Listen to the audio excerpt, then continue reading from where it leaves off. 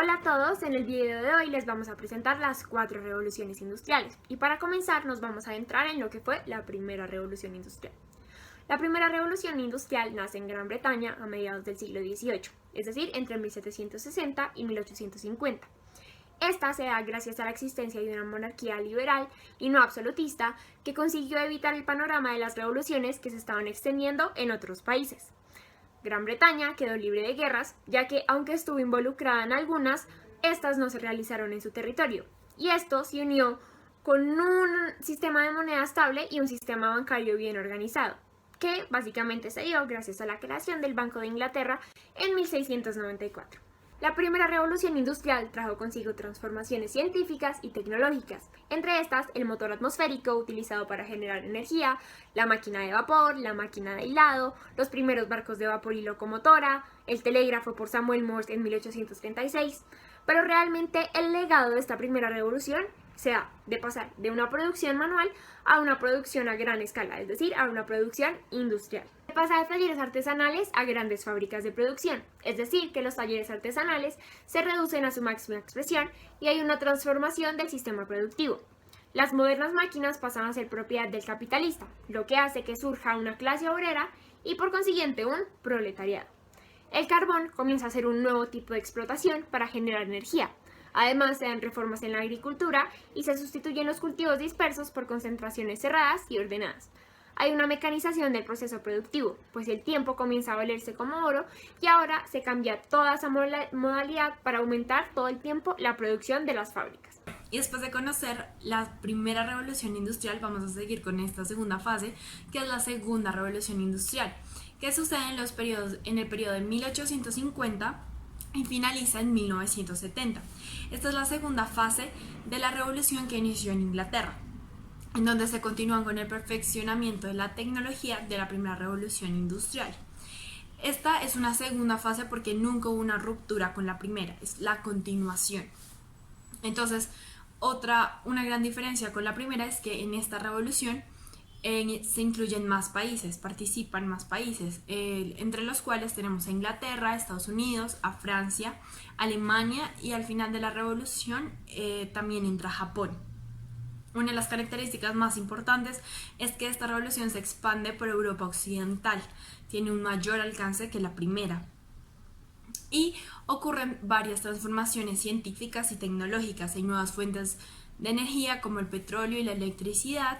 El petróleo entra a reemplazar el motor a vapor y el acero reemplaza el hierro. Los cambios a nivel de producción se dan principalmente con el Taylorismo.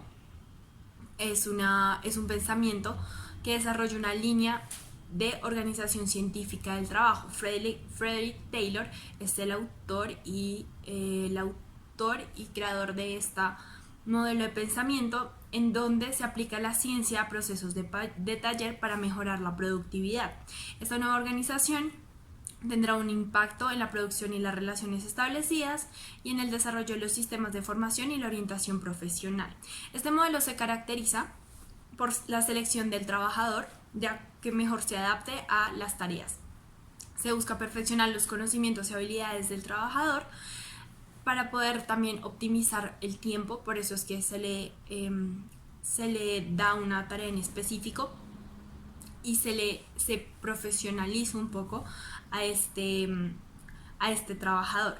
Y también hay una motivación para el trabajador por medio de incentivos. Puede mejorar de esta manera su productividad y la eficiencia en la empresa, que es lo que Taylor más enfatiza en su modelo, y es la productividad. Hace muchas mejoras hacia la productividad.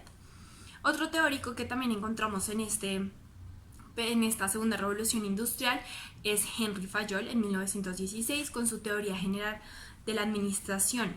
Fayol establece 5 principales funciones que debe cumplir una organización. La primera es la seguridad, la segunda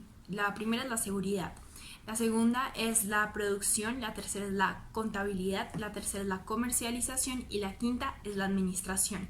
Fayol nos habla de una división y distribución de las funciones para una mejor función de las organizaciones. Y finalmente, para terminar esta segunda revolución industrial, aparece el Fordismo.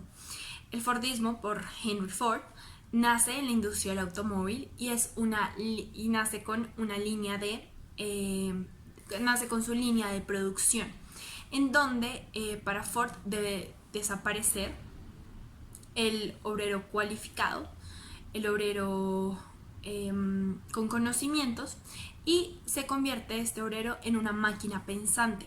Entonces, los trabajadores son adiestrados para una sola operación. Para Ford no es necesario que sepan muchísimos conocimientos o sean profesionales, sino que simplemente sepan desarrollar esa función que se les ha sido asignada. Es muy importante rescatar y decir que para todos estos teóricos es muy importante el seguimiento de instrucciones, de normas, sobre todo para Fayol, quien establece un manual en donde la jerarquía es muy importante en una empresa. Bueno, entonces ahora les voy a presentar la tercera revolución industrial. Esta fue causada por una gran crisis energética consecuencia de la Segunda Guerra Mundial, por lo que se le puede situar más o menos en 1950. La revolución dentro de la manera de producir energía dio como resultado desarrollo como la electrónica, la microelectrónica, por ejemplo, energías renovables como lo son la eólica.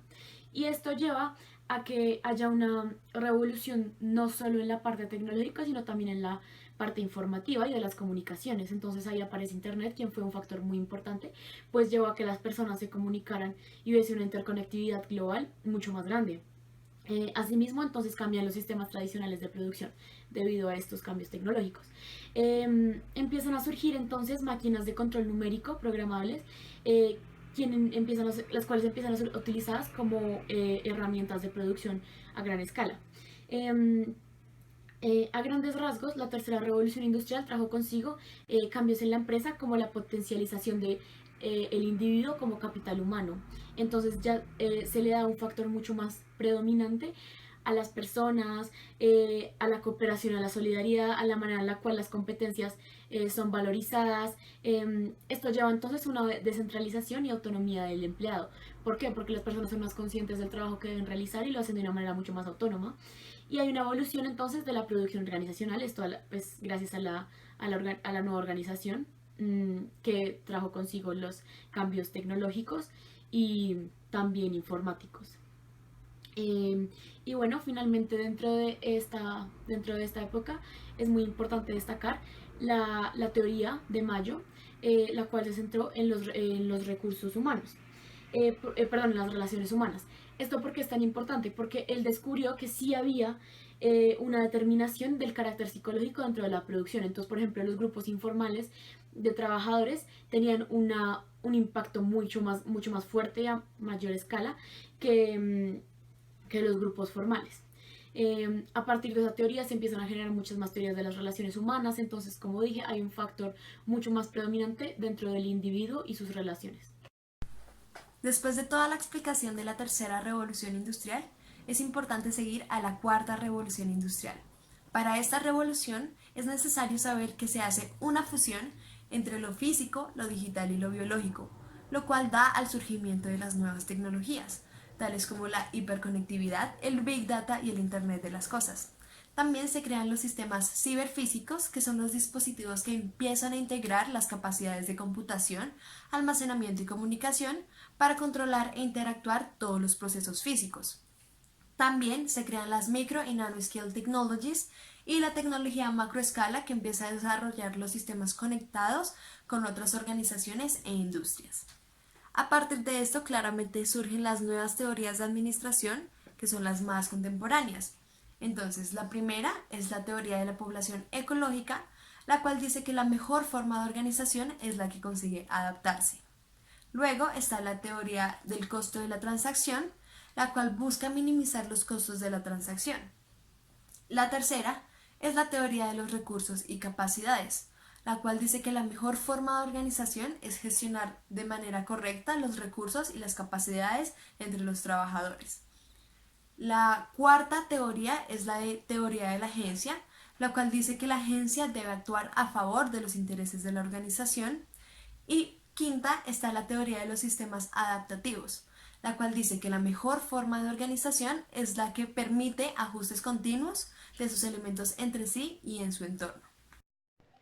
Continuando con los aportes de mis compañeras, abrimos este espacio para realizar un resumen muy concreto sobre lo más importante de las 4 revoluciones industriales. Vamos con la primera revolución industrial. Aunque en la primera revolución industrial ocurrieron avances científicos y tecnológicos, estos no fueron globales o no repercutieron en todo el mundo. Simplemente fueron pequeños artesanos o obreros que buscaban mejorar su producción o manufactura.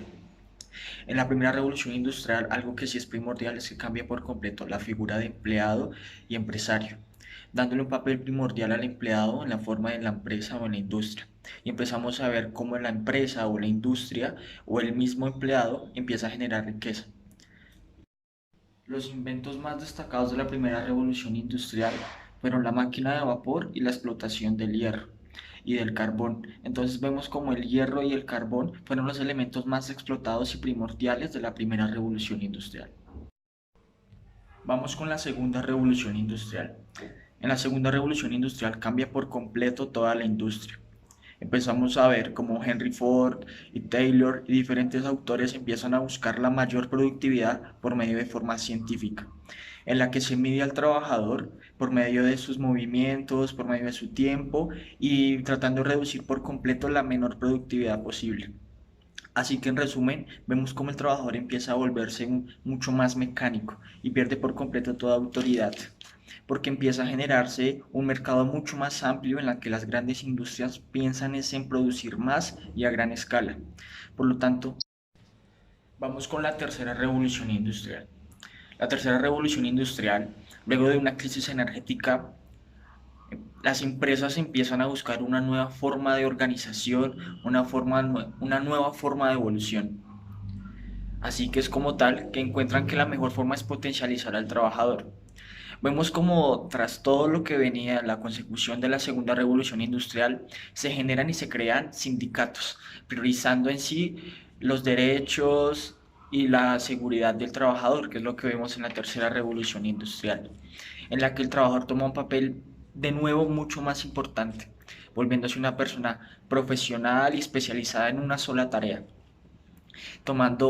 primordializando el desarrollo de aptitudes, de habilidades y de conocimientos. En la tercera revolución industrial también encontramos el manejo y la evolución de la robótica, el manejo y la información de los datos, porque se empiezan a realizar estudios sobre los individuos para realizar así una competencia en las industrias. Vemos cómo se mecaniza de nuevo otra vez ciertos sistemas por medio de los robots. También vemos cómo se globaliza mucho más el mercado, en el que las empresas le dan un papel mucho más importante al cliente. Entonces el mercado se empieza a fundamentar por medio de trabajos de calidad y competencias completamente mucho más sanas a comparación de la segunda revolución industrial.